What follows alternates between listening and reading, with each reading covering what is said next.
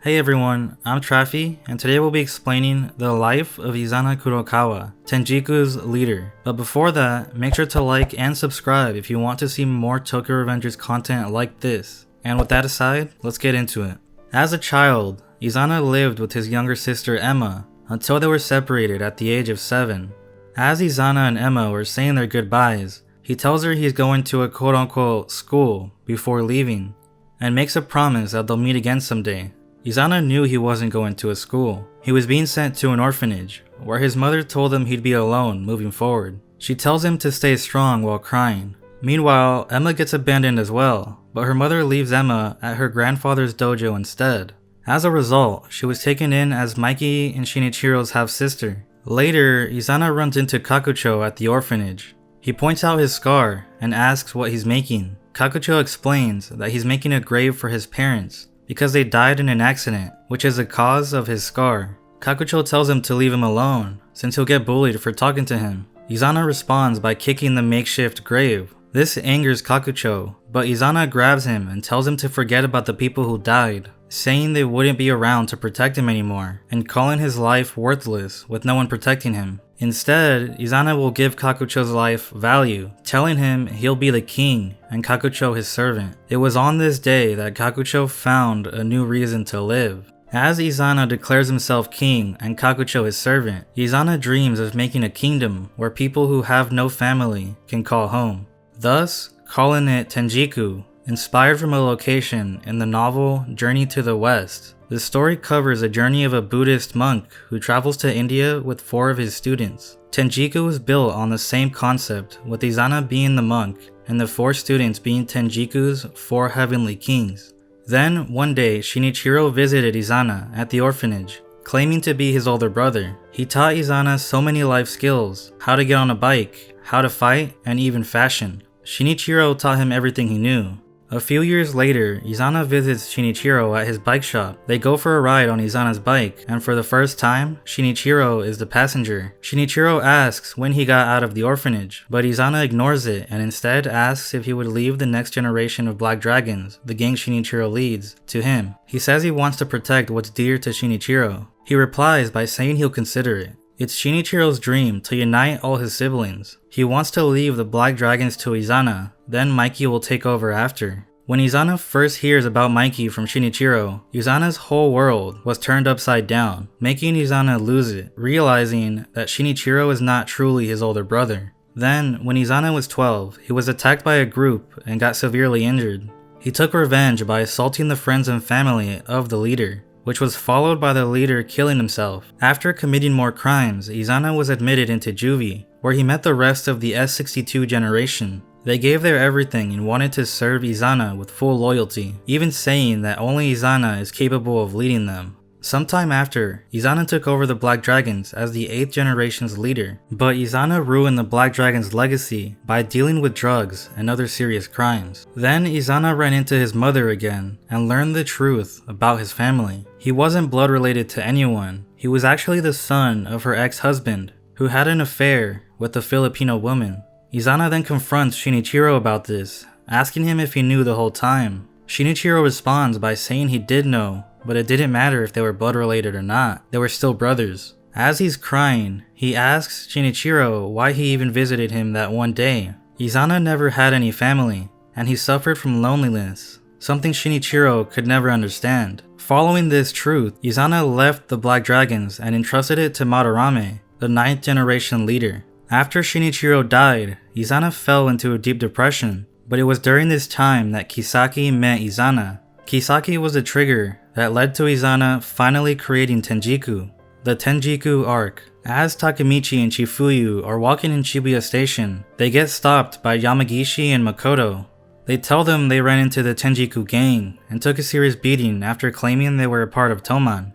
Afterwards, Chifuyu and Takemichi soon engage in battle with the Tenjiku members. Chifuyu stays behind and tells Takemichi to run, as Makoto reveals that Tenjiku is hunting down any Toman members.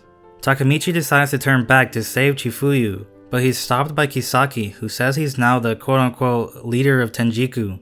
Kisaki tells Takemichi that he wants to be acknowledged by Mikey before leaving with Hanma. The 4th Division twins gain intel on Tenjiku's hideout and go there with Takemichi.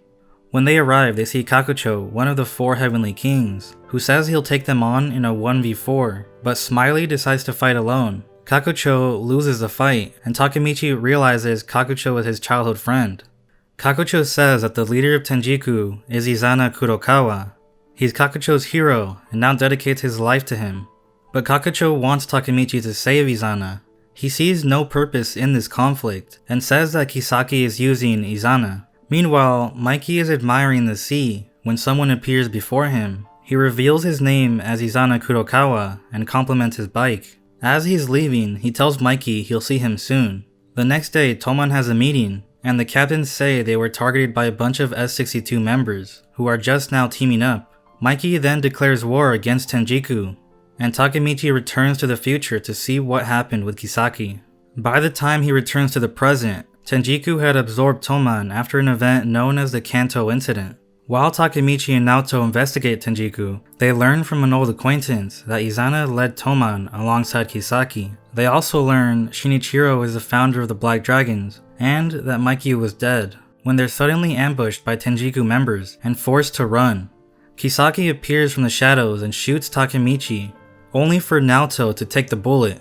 Izana then shows up with Kakucho, who fatally injures Takemichi. While crying, Takemichi vows to save Naoto before going to the past again. After returning, Takemichi learns that Izana is a distant relative of the Sano family, and he holds a grudge against Mikey out of jealousy, especially when Shinichiro intended for Mikey to inherit the Black Dragons. In the midst of this, Mucho and his vice captain have joined Tenjiku and forced Koko to join as well. Impressed by Takemichi's resolve, Inupi passes the title of leader of the Black Dragons to Takemichi, and reveals to Toman that Izana is planning an attack on the Black Dragon's anniversary. Meanwhile, Kakucho confronts Izana, asking why he's cooperating with Kisaki and Hanma.